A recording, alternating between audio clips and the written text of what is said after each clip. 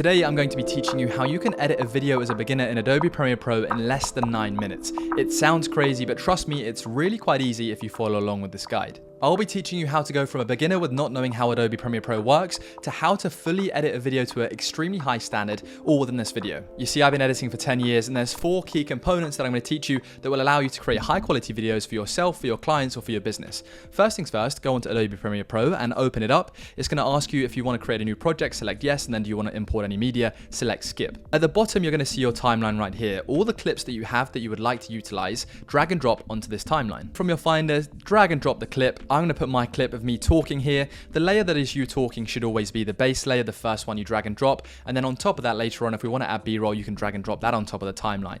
So you've got your audio file at the bottom right here, and then at the very top you've got your image file. When it comes to editing, the first thing you always want to do is trim your clips, especially at the start, for example here, when you're not actually speaking to the camera, and then the end as well when you're actually just cutting off what you're saying. So to do this, the simple way is to, with your trackpad, zoom in like this, like you would on an iPad, pinch in, scroll to the left and go to the start of the clip where it says 00 right here, and then move your cursor all the way to the start of the audio file, because this is where you would have started speaking. You can drag and drop from the left hand side with your mouse all the way the clip to here. Then you can go to the dead space, right click or double click and select ripple delete to move everything across from the left to the right. Make sure it's nice and tight. Then you want to go across your entire video clip and ensure that all the dead space or all the times where you said something wrong is removed. Right here's a nice example of dead space, but you'll notice now, like before, I can't move the clip. What you actually need to do is split the clip. So click it so it's highlighted in white, go over to the left hand side and select the razor tool. Split the clip directly in the middle. Now go back over to your arrow tool right here. You can use V as a shortcut on your keyboard and drag and drop the edges of the clip to where you start speaking. And I know I start speaking here. I have a small gap here now of just dead space. We want to once again double click, right click, ripple delete, and do that for your entire video.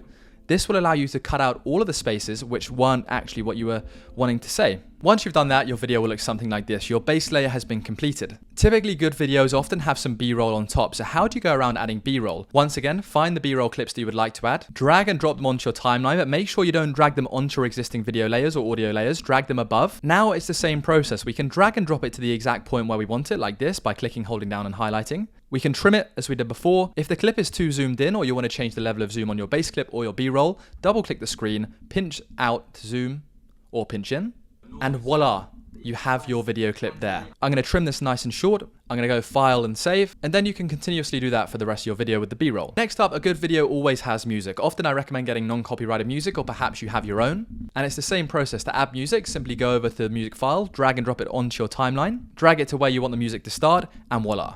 Trim it down. What you'll notice though is that right now the volume is slightly off. How do you decrease the volume? Well, there's a small white line here that you can click, drag it down ever so slightly to reduce by decibels, or you can double click or right click, select audio gain once the video or once the audio track has been highlighted, and then go -10 to reduce it. Or perhaps you want to increase the video volume of your original video, then you can highlight the blue audio files for my video, scroll down, select audio gain, and increase it by 5.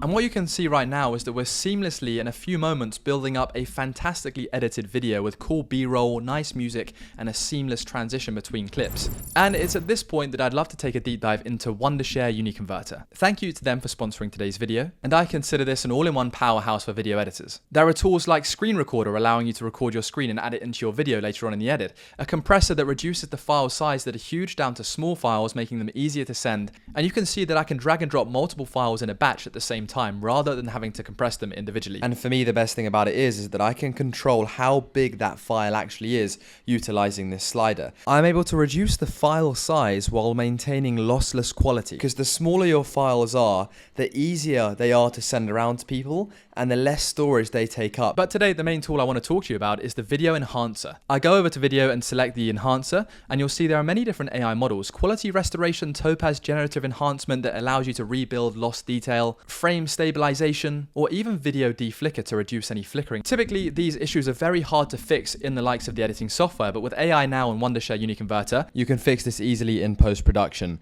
Now, add the clip in the video enhancer that you would like to improve. I've got mine uploaded, and then select the AI model mode. I'm going to use Topaz Generative Enhancement. Now this is one of my favorites. It's a diffusion-based generative enhancement model that delivers high quality upscaling and detail restoration. And just like this, I select export, it then begins to process. The whole suite of tools here allows me to create higher quality videos. And once it's exported, you'll see that if I go back to Premiere Pro, when I have my B-roll overlaid onto my original footage, this is what it looked like initially. And then after utilizing Unishare Wonder Converter to generate a higher quality version, my clip has gone from this to this, which is much brighter, more engaging, and better quality. And as a full-time freelancer and video editor, this is my go-to package for increasing my productivity and video quality. So it will indeed be linked down below where you can trial it out with a discount utilizing my link. So we have built up a successful video so far, but what is next? Often you might like to fade in or out of a video clip and an audio clip. So to do this, what you need to do is select in the top right-hand corner, the three dots, go to the editing panel, and then in the bottom left-hand corner, you'll see something called effects.